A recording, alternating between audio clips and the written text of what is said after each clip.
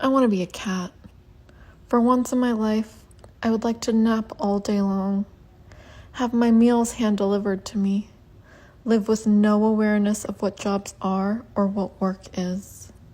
spend hours basking in the sun, naked, eat treats until I feel a little chubby, and then eat some more because I decided I don't care,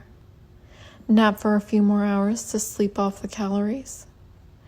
knock some tchotchkes and doodads off the kitchen counter, scratch up a few expensive items just because I can, dabble with some catnip, and then lift up my hind legs so I can clean out my